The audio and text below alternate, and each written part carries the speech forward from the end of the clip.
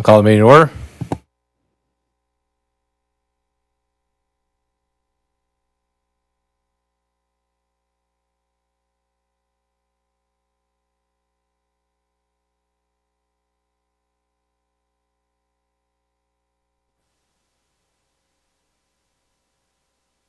Roll call. Here. Here. Here. Here. Here. All right, we will start with citizen participation per Village Resolution 2017-01. Anyone wishing to address the Plan Commission during citizen participation will be allowed 5 minutes. Your subject must specifically relate to matters under the jurisdiction of the Plan Commission, whether on the agenda or not. The Plan Commission should not engage in a discussion regarding comments because it was not part of the publicly noticed agenda. Upon conclusion of the citizen participation segment, members of the audience are not allowed further comment unless they're participating in a public hearing or if specifically allowed by a majority vote of the Plan Commission due to involvement in an agenda item. And we do have the public hearing. You don't want to say anything else? It's all just for the public hearing. All right, we'll close citizen participation. Move on to approval of minutes from October 14th, 2024. Motion to approve is presented. A second. Any questions or discussion? All those in favor? Aye. Aye. Opposed? Motion carries. All right, on to miscellaneous business. Item 1, conditional use for outdoor storage and wholesaling related to an industrial building addition for property located at 1988 Energy Drive, RA 219500001, Distribution Depot LLC, Justin Rohr agent, application 2024-16. So I'll open the public hearing. I'll have Warren, you just kind of give us the overview, and then the applicant is here and can make any comments and address any questions. So again, the petitioner is requesting approval of conditional use for outdoor storage and wholesaling related to the approximately 19,600 square foot building addition for RP Nutrients, Inc. It's a proposed approximately 20,000 square foot gravel outdoor storage area. There's a proposed 8-foot tall wood fence on the west and north sides of the proposed storage area. This one isn't too far afield, as you could throw a rock and hit it across the street right over here. The petitioner is claiming that they've had this outdoor storage. When they took occupancy of the building, there was a note from the building inspector that they needed to come back for approvals if there was going to be any future outdoor storage. So we're addressing that at this time, essentially. The packet materials include a draft conditional use permit order for this CUP. Outdoor storage and wholesaling is allowed as a conditional use per section 510-33B of the zoning code. The description of this land use and the associated regulations from section 510-44C are included in the packet. Specifically, I have some notes regarding specific standard 1 and 4 for outdoor storage. Under number 1, there's a requirement that all outdoor storage be completely enclosed by a permitted combination of building structures, walls, and fencing. The petitioner has stated in their materials that the outdoor storage will be screened to the south by existing structure and proposed addition, to the north by a combination of proposed fence and existing structures, the west by existing earth berm and proposed fencing, and the east the embankment for the interstate. The Plan Commission should determine whether the outdoor storage area is completely enclosed by those things mentioned. I've got a condition 2, recommending further screening. So if you wish to approve with the screening that's there currently as being appropriate, you would strike that condition. That's 3A in the CUP order and number 2 in both staff review. Under number standards, number 4, storage area shall be separated from any vehicular parking or circulation area by a minimum of 10 feet. This separation shall be clearly delimited by a physical separation such as a greenway, curb, fence, or line of planters, or by a clearly marked paved area. The petitioner has stated that the gravel storage area and the adjoining asphalt area provide a clear physical separation.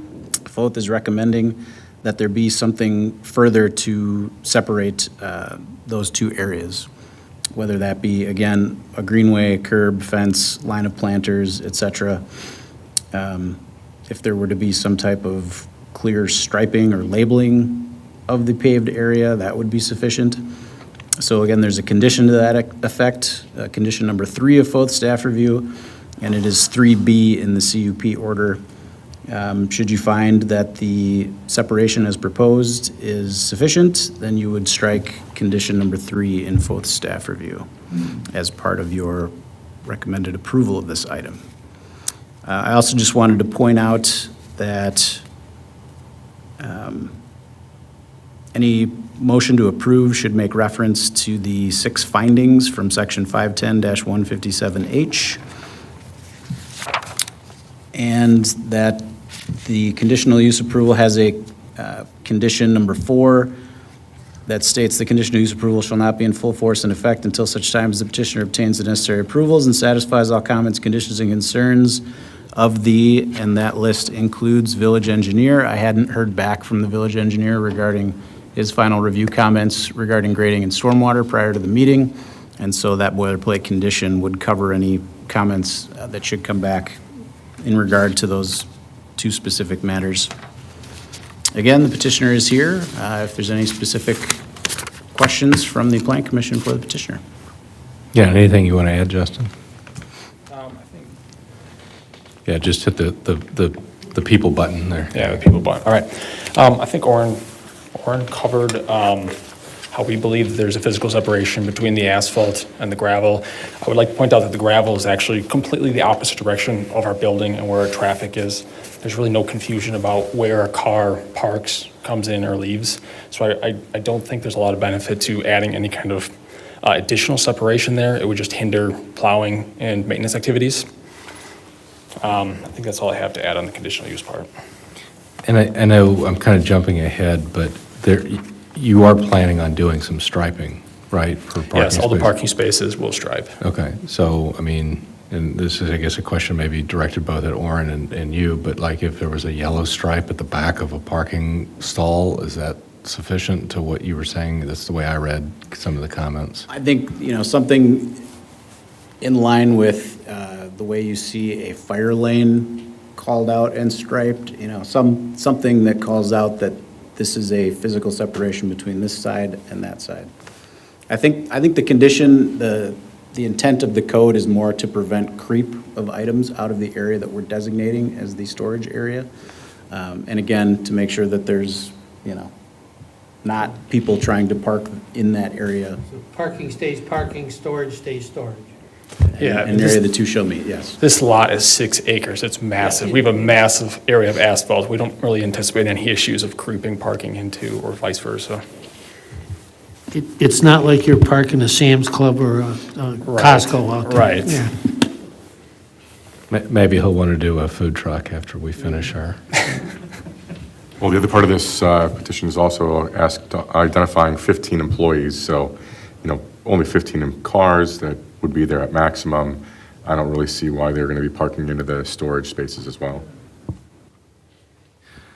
so I've got up here, this is, Justin, this is the application kind of layout here to kind of give you a better idea, and just above, I had earlier the kind of the GIS view of it, but yeah, this is the parking area, kind of the asphalt kind of juts out here, and then this is your storage area. So this is your fencing here, right, that you're talking about? Correct. And you've got a berm here. Correct. And then you've got the buildings here on the south side, and then you have the berm back here where my cursor is. This is the interstate back here. That's correct. Okay. So questions from the commission for Orin or for the applicant? So I guess I just have a general question. So this type of application, it kind of reminds me of the business right up the road here a little bit that has all the gravel and the wood chips and all that stuff. It doesn't seem like these restrictions are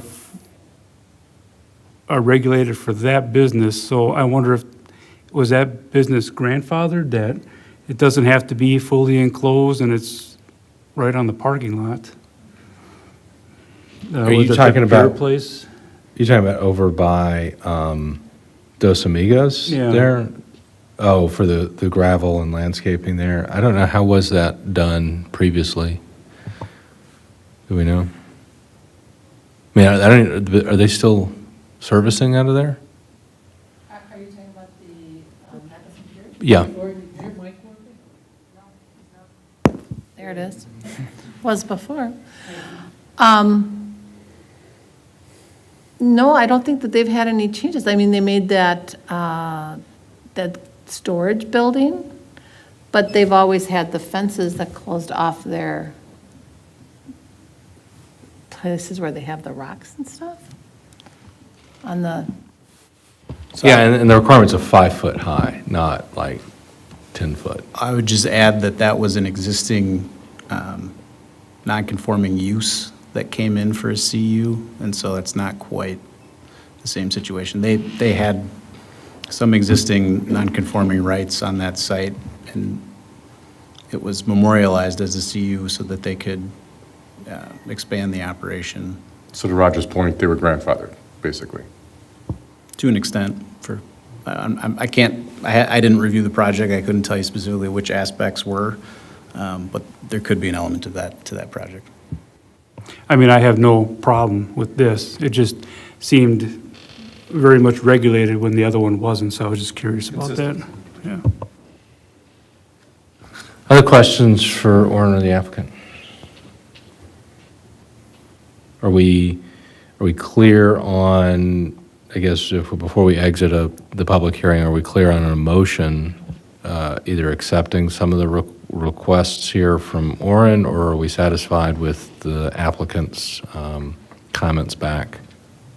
So on Orrin's suggestions, we've got number 2, revised site plan directing a proposed 8-foot wood fence completely enclosing the outdoor space area shall be submitted to the village preview and approval prior to any land disturbing activities on the subject property. Is that something that you want to have happen or not? No, what we drew in that picture is what we propose, this section of fence, and then we combine that with the earth berm and the structures to create the four-direction screening. So Orrin, can you elaborate a little bit on what you're asking for in number 2 here? Sure. Chairman, could you bring up the image again and actually scroll down to the next one from what you were reviewing earlier? The next one, please. Yep, the one that includes the aerial. Right there. Thanks. So, again, the petitioner is proposing the fence along the west side there, and then along the, to the other buildings, and they're saying that the other buildings on the other property are providing screening in that vicinity, and then that the other direction towards the freeway, eventually you run into the embankment, that's providing the screening on that side, and then that the building and addition are providing the screening the other way. There are some existing trees there. Those are primarily oak trees. Those aren't really providing a screen. There's also that's an 8-foot-high earth berm there in the front that the oak trees sit on top of. Okay. So I would say maybe if the fence came down to the building, or at least, a ways to the east, then maybe I would be satisfied that the rest of the existing stuff is providing the screening. You mean? If there was a return of the fence to the east, Okay, so. I'm In that vicinity, understanding, yeah. you want to go, there's a little short, little yellow section that goes north and south, I believe, that one there. You want to go past that to the east? No, I'm saying the area in the front is really where I'm more concerned, Okay. not in the rear towards All right. the freeway. And so. What is it then that you're saying that what's shown here is what you want? No, I'm suggesting more screening. This is what the petitioner has proposed. I understand, but I can't, and I apologize, I didn't follow. You want more than what's shown here. Which way did you want to go with that? Something coming from the front driveway area towards the existing building. So, On the other side of the driveway? Not crossing the driveway, just coming back so that it's further screening the items that would be back there. All that would be, in my opinion, because I'm very, very familiar with this property. Sure. I actually worked out of the one adjacent to it for a number of years. All of those buildings in that area in the industrial park are set back pretty far Oh, yeah. off the road. So the distance in itself, I would identify as being almost a screening. And then know that the berming is happening in front of all of those really kind of helps with that whole identification. I think that if you mandate some more screening to go into that area, now it's going to have physical limitations on how you actually utilize that storage area. And I think it's putting too many limits on the petitioner right now. Yeah, so you had mentioned, Justin, about, plowing and things like that. So, you don't, like if you had like we talked about the separation, if you had a curb or you had a fence or something along this blue line here, well, then you couldn't push snow into there. Correct. And you don't want to, in essence, there's a gap from this dot to wherever this berm begins, and you don't want to gate that off either. I think it would look terrible, to be honest Yeah. with you. It looks very nice with the earth berm and the oak trees out there right now. So I think that's the question is for the commission, is this opening too visual? Or is by adding more screening too restrictive to the property owner Scott kind of laid out? Did I summarize that? Yeah, I think adding more screening would be restrictive to the owner. So I like the way it looks now. So I guess from the discussion, then whoever makes the motion would want to go with, option B that Orrin kind of laid out. I'm trying to get back to Orrin's memo here for the other item. So if you make a motion and you suggest for approval, you recommend approval to the village board, you would want to say something to the effect of removing the comments from the planner about this. Number 2 and 3. Conditions Yeah, 2 and 3. striking conditions 2 and 3.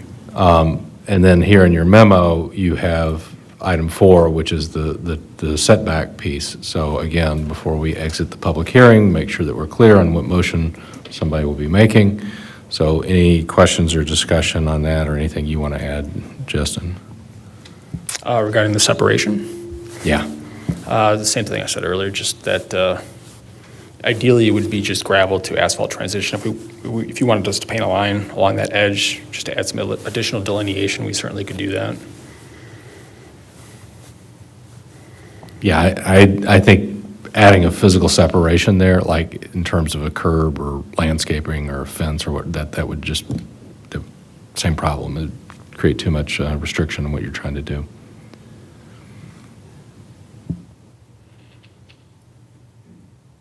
Thoughts on that? Yeah, my thought is if you could just outline it with yellow paint or wherever, I think that'd be good. Yeah, I mean, you're going to do striping anyway, so. Yep. Let's just be clear on this. We've got item number 2 that we would remove from conditional use if we made a motion to do so. Item number 3, and then in the memo, it identifies item number 4. Where is that? Let's get to that part so that we make sure that we're identifying the right items here. In the CU? So in the CU, it'd be 3A and 3B. In the actual CU order. Is it those right there? Correct. 3 stays, but A and B would go.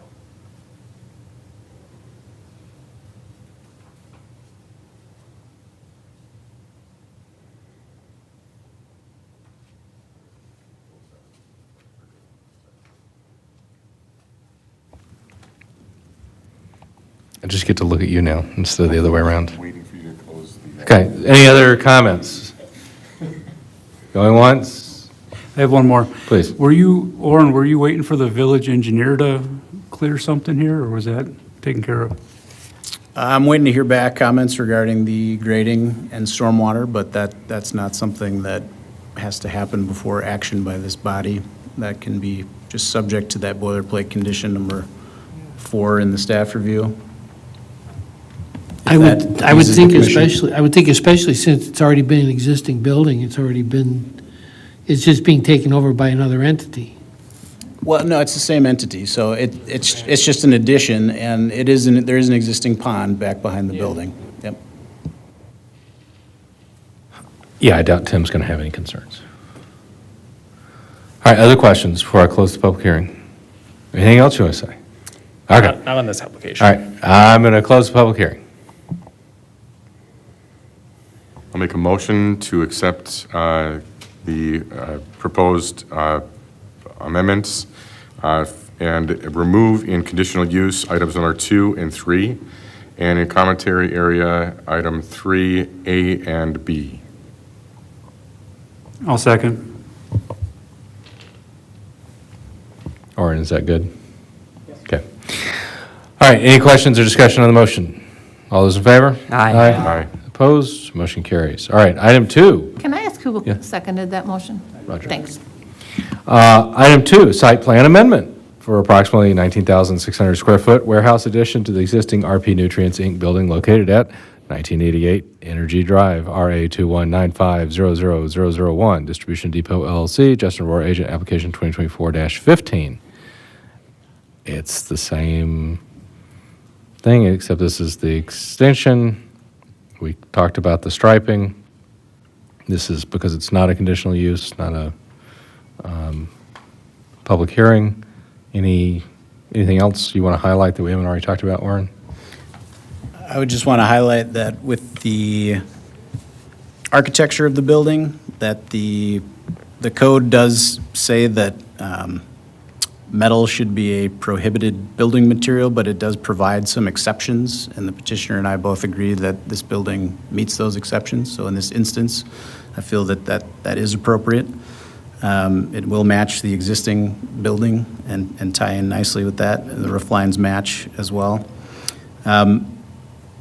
Under that section of the code, I am pointing out that there's a proposed overhead door on the west elevation that I'm proposing be removed. According to the petitioner, this is not for loading specifically, but for accessing lawn and property maintenance items. As a best practice, I recommend that overhead doors not face the public right-of-way, if possible.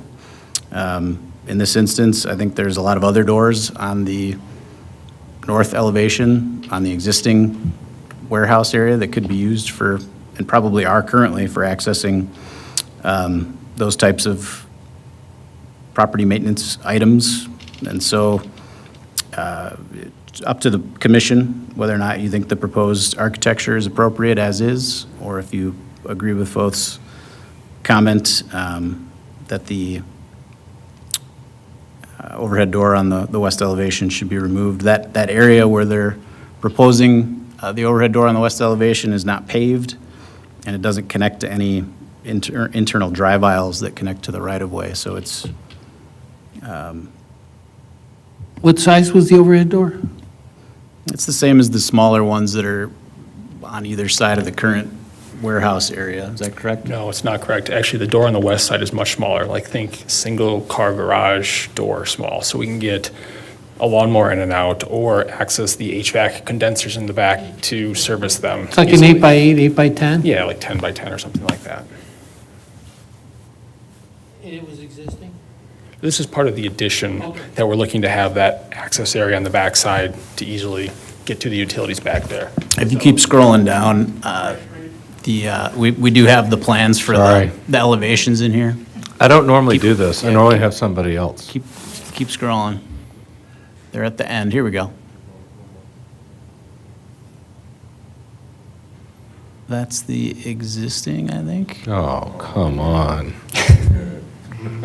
Now I'm on to the food trucks. Uh-oh. There we go. There we go. Yep, bottom right. Yeah. That's your new building.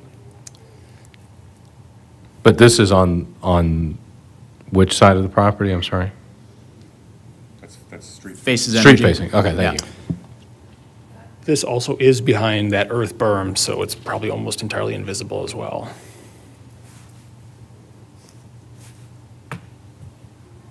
Again, I mean, if it's not connected to paving and other things, and it seems to me that there's a clear utility use for it. I'm not too concerned, given all the other screening that's there. How about a compromise on it? I've got an idea. And saves you some money too. Make it a 9-foot tall door. The berm's 8 feet tall, you're never gonna see it. It looks like it's about a 12-foot tall door right now. Would that work? It might work. I'd have to ask the rest of the team. Okay.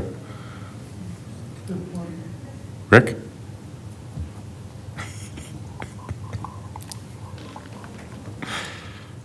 I think that would be if it's truly for maintenance and things of that sort, that might be a good compromise. Yeah, that probably works. 9 foot gives you the ability to still, get substantial, vehicle in there if you had to, service anything. Service truck or something. Yeah.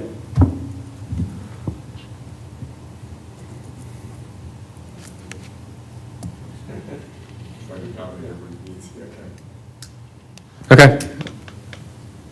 You good with that, Justin? I think that works. Okay. All right, any other questions, comments? Anything else? Lauren? Just that we would then be striking condition 4, or at least replacing it with that comment if we want to make that a condition regarding the height of the door.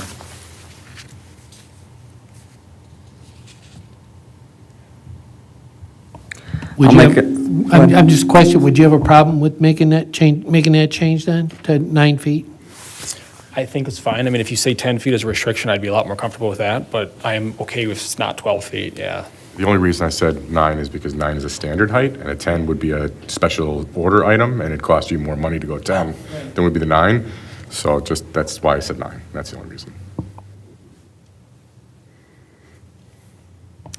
I will make a motion to approve the site plan of operations for Justin Roeder for the property located at 1988 Energy Drive, East Troy, Wisconsin, subject to the following conditions, 1 through 12, with adjusting number 4 to say that the overhead door can be no taller than 9 feet. I'll second that. All right, any questions or discussion on the motion? All those in favor? Aye. Aye. Opposed? Motion carries. Thank you. Thank you. Hopefully you keep good, warm weather.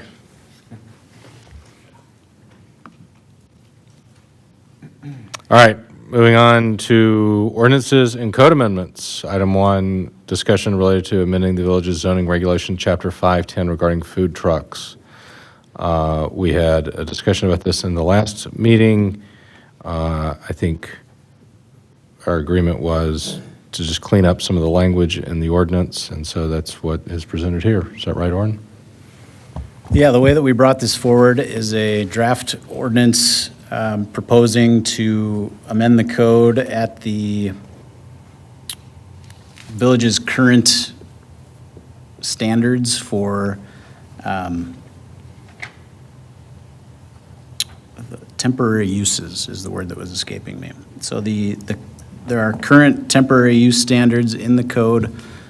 This is where you will find brat stands currently, which would be a comparable use that we had previously discussed. That's under one of the other definitions within the temporary use standards. And so I included those. After the draft ordinance is the actual temporary use permit procedures. So currently, there would be an administrative review and permit issued, and the proposed use, in this case, a mobile food establishment, would be subject to these specific standards that are outlined here, which you previously saw at our last meeting. The code would also be amended to add a definition for this use. And so that section gets amended to add that. The temporary use standard section gets amended to add letter F, which would be these specific standards. These do still include the separation distance of 300 feet. I know we had a discussion about, do we want that or do we not? If you do plug that standard in, as an example, we had talked about the gas station on the square, right? 300 feet puts you clear across the square, but, what separation distance could you have in that instance, because there's a restaurant on either side of that specific business? And so where things are a little more close quarter like that, this might seem like a large distance. If you would apply this out here near the highway at some of our highway business properties, it makes a little more sense. But again, I think after looking at it and after the discussion at the previous meeting, I'm still recommending including it, and it's up to the Plan Commission if you feel it's appropriate and want to keep it in there.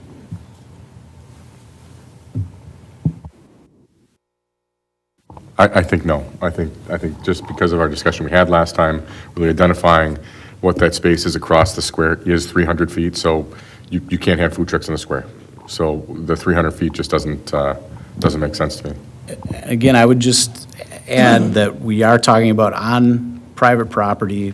The current setup for all of the events that take place on the square are that they're part of the special event license and they're on either the street, around the square or on village property. And so that opportunity still exists regardless of this amendment for those to proceed. It would just be tough for somebody to have one on private property down there. But I guess the argument there is that there's really not a lot of room to have them on private property down there, which is why they're located where they are during these events. One of the areas that may be identified as private property would be the church that's adjacent to the square.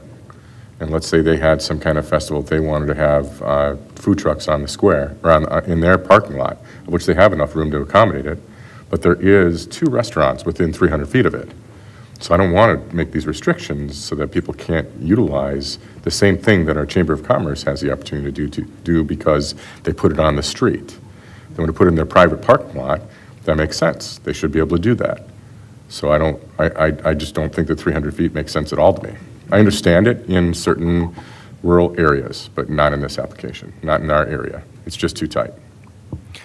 Yeah, I also would think that we would strike it, because again, we've had one person come to us about this. I'm not looking to over-legislate this if somebody doesn't like it. So church does exactly what you said. One of those restaurants was to come complain to us. Why did you let them come complain to us? We'll look at it and address it at that point.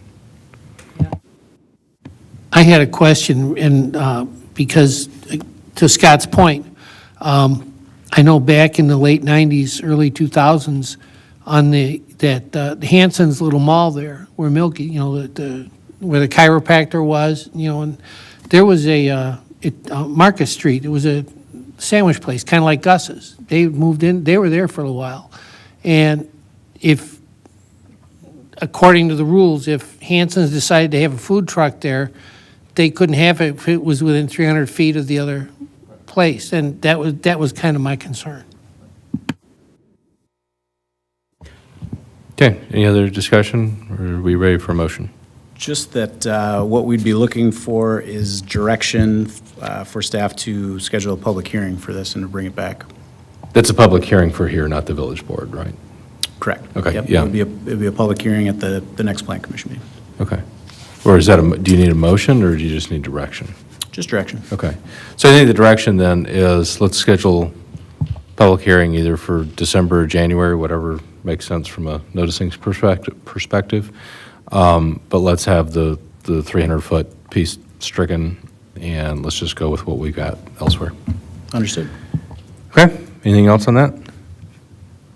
All right. On to recommendations for future agendas. Tiny homes, revised application requirements for rezoning petitions, potential regulations, information related to front yard setbacks and side-loaded homes. I would like to add, and maybe this might jump to the top, Orin, I don't know where it is in the code, but it's not in 510, the tree situation. I think Eileen talked to you a bit about that. We need to get that cleaned up so that that is referenced in 510 or something, so that there's more linkage. Tree preservation. Yeah. Okay. I've got one to add as well, which would be a discussion on the TR8 zoning district and comparable land uses for that in the comp plan. So if I could add that to our list as well. Okay, so there would be 5 things. I think the TR8 one seems more urgent than the Yeah. others. Do you guys agree? That That does pertain to a proposed land division that someone would like to do. Okay, so let's work on that one, and then,